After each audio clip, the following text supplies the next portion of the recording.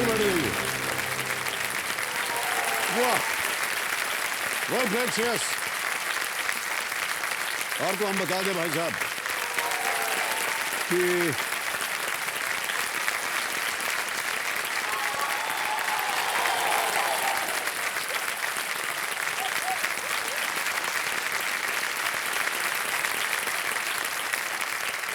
दें क्या हम आपको,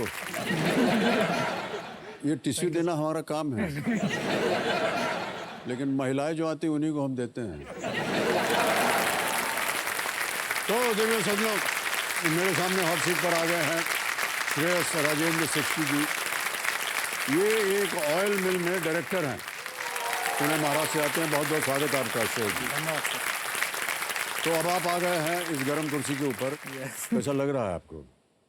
पहले तो सर आपका ऑरा है, आपका ऑरा यहाँ आते ही फील होगा। काहे हम ये प्रश्न पूछ लेते हैं? सर सर एक बात आपको बता दें, इस कुर्सी पर बैठ करके केवल उत्तर दीजिए, झूठ बोलना आपको अलाउड नहीं है। नहीं, बिल्कुल झूठ नहीं, इसका 1% भी झूठ नहीं है। जो हमें लगा उठते ही, पहले तो यकीन नहीं आ रहा है कि हम साक्षात अमिताभ बच्चन के सामने बैठे हुए हैं। हे भगवान, और हमको भी यकीन नहीं हो रहा कि साक्षात हम श्रेयस जी के सामने बैठे हैं। मैंने स्क्रीन की तरफ या कौन आ रहा है ये देखा ही नहीं, फास्टेस्ट फिंगर फर्स्ट। जैसे ही आपके मुंह से मेरा नाम सुना, हम तो पगला गए बस। बहुत बहुत बधाई आपको श्रेयस। Yes, thank you. और आप एक डायरेक्टर हैं ऑयल मिल के। यस।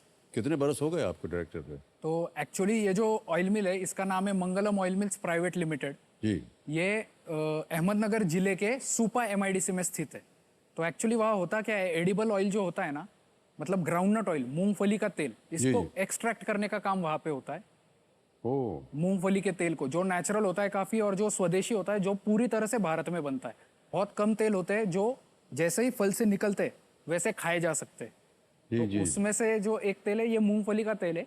तो ये हालांकि अभी बिक्री के लिए सिर्फ पुणे में ही अभी कार्यरत है, लेकिन हाँ, धीरे धीरे ये बिजनेस जो है ये फैलाना है। और जो भी धनराशि आज जीत के जाऊंगा वो उसमें आप लगाएंगे उसको? हाँ, उसी में लगा के बिजनेस बढ़ाएंगे। बड़े स्वादिष्ट होती है मूंगफली भाई साहब। तेल भी उतना ही मीठा होता है, खाने का स्वाद बढ़ा देता है। अच्छा। इनफैक्ट ये जो मिल जब आई पहली बार, ये आई 1996 में। अच्छा। इसका ओनर कोई और था। इस कंपनी में मेरे पापा अकाउंटेंट थे। तो उन्होंने 15 साल तक उस कंपनी में अकाउंटेंट बन के काम किया, और 2011 में वो कंपनी खरीद ली। अपनी मेहनत से, शिद्दत से, और लगातार एक ही कंपनी में बने रह के उन्होंने लगभग जहाँ पे 25, 30, 35 लोग काम करते, वो कंपनी खुद खरीद ली। वाह, क्या बात है, बहुत अच्छी बात। श्रेयस जी, कंपेनियन के रूप में आप किन किन को लाए हैं? बहुत सारी हम देख रहे हैं महिलाएं बैठी हुई हैं आपके पीछे। पत्नी, मम्मी और पापा। अरे वाह, ओके, बहुत बहुत स्वागत आपका, तालियां बज जाए इनके लिए। और श्रेयस जी, हम देख रहे हैं कि आप काफी फिट हैं, यानी अभी पत्नी जी का जितना खाना होना है वो आपने ज्यादा खाया नहीं है। तो फिटनेस की वजह बताइए आप अपना। फिटनेस की वजह तो अच्छा खाते हैं, लेकिन हाल ही में जो है ना, एक इंसिडेंट हुआ था, मतलब पिछले साल अप्रैल में। मेरी मम्मी है जो यहाँ बैठी है, मतलब बिल्कुल लगेगा नहीं उसको देख के, वो पिछले साल अप्रैल में ब्लड कैंसर से डायग्नोज हुई थी। gosh. तो ब्लड कैंसर से जब डायग्नोज हुई थी, तब उसे हम पुणे में एक हॉस्पिटल है दीनानाथ मंगेशकर, वहाँ लेके गए। तो डॉक्टर समीर मेलिन की रेंज से मिलने गए। तो मिलके ये पता चला कि हमें मम्मी को क्योर करने के लिए हमें रिगरस कीमोथेरेपी उनको देनी पड़ेगी, जो 4 कीमोथेरेपीज देनी पड़ती है। एक कीमोथेरेपी का टाइम लगभग 21 दिनों का होता है, और 2 कीमोथेरेपीज में जो गैप होता है वो 15 दिनों का होता है। तो ऐसे 4 बार होता है। तो ये 4 बार करने के बाद जब रिपोर्ट्स आए, तब रिपोर्ट्स काफ़ी अच्छा है। रिपोर्ट्स में ये आया कि मम्मी की जो तबीयत है ना, वो अच्छी हो चुकी है, और कैंसर रेमिशन में जा चुका है, मतलब कैंसर थम चुका है, अभी बढ़ नहीं रहा। तो बहुत अच्छी बात थी ये। उसके बाद हम राजस्थान वगैरह घूमने भी चले गए, लेकिन ये हुआ सब अगस्त में। अक्टूबर में हम राजस्थान घूमने चले गए।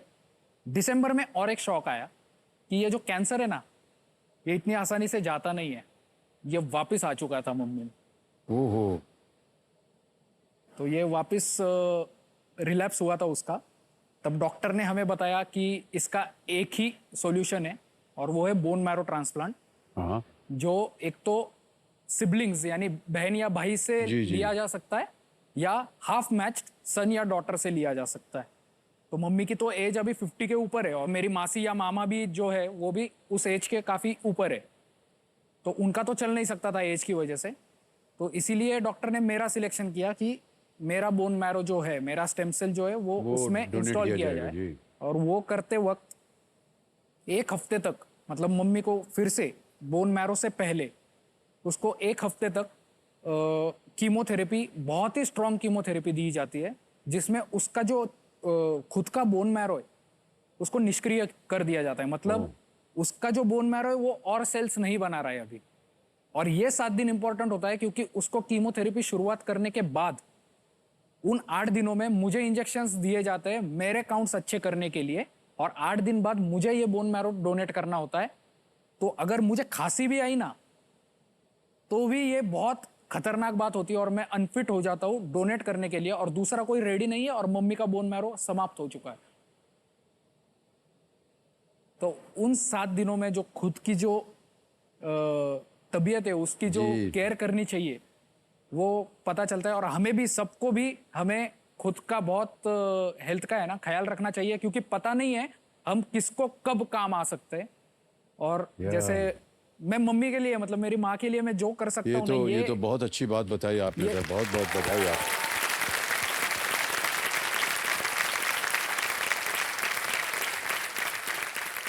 ये तो कुछ भी नहीं है, इसके लिए मेरी माँ के लिए तो कुछ भी कर दूं मैं। नहीं ऐसा नहीं, बिल्कुल सही कहा आपने। सराहना करते हैं आपकी शेयर्स। Yes, और पुष्पा जी, आप जल्दी से जल्दी स्वस्थ हो जाएं, हम सबकी यही प्रार्थना है। और सुपुत्र हैं आपके, ये आपकी देखभाल के लिए हैं। मेरी माँ को तो आपसे मिलने की इतनी इच्छा है कि मतलब मैं बोल ही नहीं आज सकता, मिलिए। वो अभी साकार हो गया आज। भी यकीन नहीं कर सकता। वो हमेशा केबीसी टीवी पे लगाओ तो श्रेयस जाना, बच्चन साहब से एक बार तो मिलना है, एक बार तो मिला दे। हमारा तो बहुत बहुत धन्यवाद आपका। अभी जब खेल खत्म होगा आपसे मिलेंगे, बात करेंगे आपके साथ। होगा। और एक चीज थी सर, जी जी। ये जो प्रोसेस होता है ना, ये काफी कॉस्टली होता है। मतलब अगर बिना पैसों की बैकग्राउंड के ये चीज उसके साथ होती है तो खर्चा बहुत है सर, और वो उठा नहीं पाएंगे। तो ये जो देखा है ना, हम तो चलो पापा की वजह से ना, जो भी प्रोसेस था उसमें लोन मिलने की तो संभावना थी कि लोन तो ले सकते थे। मतलब हॉस्पिटल ने ऑफर भी किया था कि अगर जरूरत हो, इतनी बड़ी धनराशि, मतलब लगभग 25 से 30 लाख रुपए लगने वाली ये प्रोसेस है, जी। तो चैरिटी या इसमें भी हो सकती है। तो उसमें आप करना चाहोगे क्या? तो पापा का ये डिसीजन था, जिनके संस्कार मेरे ऊपर भी है, कि अगर हम वो ले लेना, अगर हम वो चैरिटी ले लेना, तो जिसे सच में जरूरत है ना, वो चूक जाएगा उससे। ओहो, ये है। तो ये ना करते हुए उन्होंने यहाँ से, मेरे दोस्तों से, उनके दोस्तों से तब सर, पैसा बहुत जमा अच्छे करके- संस्कार हैं आपके और आपके परिवार के। बहुत बहुत बधाई, बहुत बहुत बधाई आपको। ओके, अगला प्रश्न अवश्य खेलिएगा क्योंकि ये लीस्ट स्ट्रेस वाला है। 11वां प्रश्न 6,40,000 रुपए स्क्रीन के ऊपर ये रहा।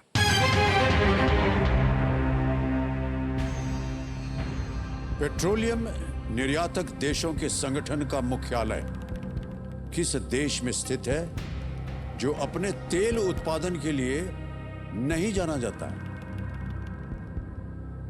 The headquarters of the Organization of the Petroleum Exporting Countries is located in which country?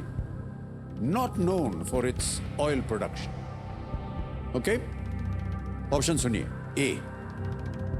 Austria. B. France. C. Netherlands. D. Italy.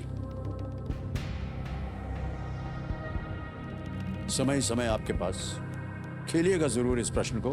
आप लीस्ट रिस्क पे है, लेकिन तीनों लाइफलाइन आपकी जीवित है।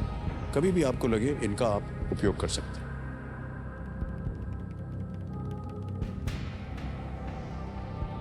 Organisations of the petroleum exporting countries, मतलब OPEC, इसमें सारी मिडल ईस्ट की कंट्रीज आती है जो ऑयल प्रोड्यूस करती है। हालांकि मैं रिकॉल नहीं कर पा रहा हूँ इसका हेडक्वार्टर्स कहाँ है, लेकिन इसका हेडक्वार्टर जो है वो पेरिस में नहीं है, एम्स्टर्डम में भी नहीं है, और रोम में भी नहीं है। तो इसका हेडक्वार्टर जो है वो ऑस्ट्रिया के कैपिटल वियना में अवश्य होना चाहिए। इसीलिए सर मैं ऑप्शन ए, ऑस्ट्रिया को ताला लगाना चाहूँगा।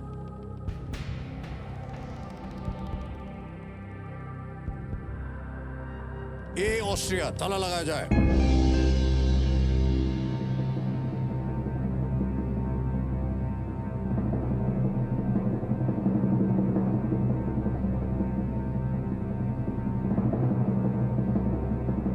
श्रेयस, बधाई हो, आपको ये बिल्कुल सही जवाब है।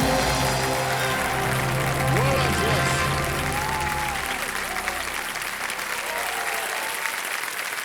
वाह, क्या बात है। वियना ऑस्ट्रिया में स्थित ओपेक सेक्रेटेरिएट संगठन का मुख्यालय है और ऑस्ट्रिया विश्व के शीर्ष 50 सबसे बड़े तेल उत्पादकों में ये शामिल नहीं है। राइट। ऑस्ट्रेलिया के अपना तेल नहीं है। यस। ऑलराइट।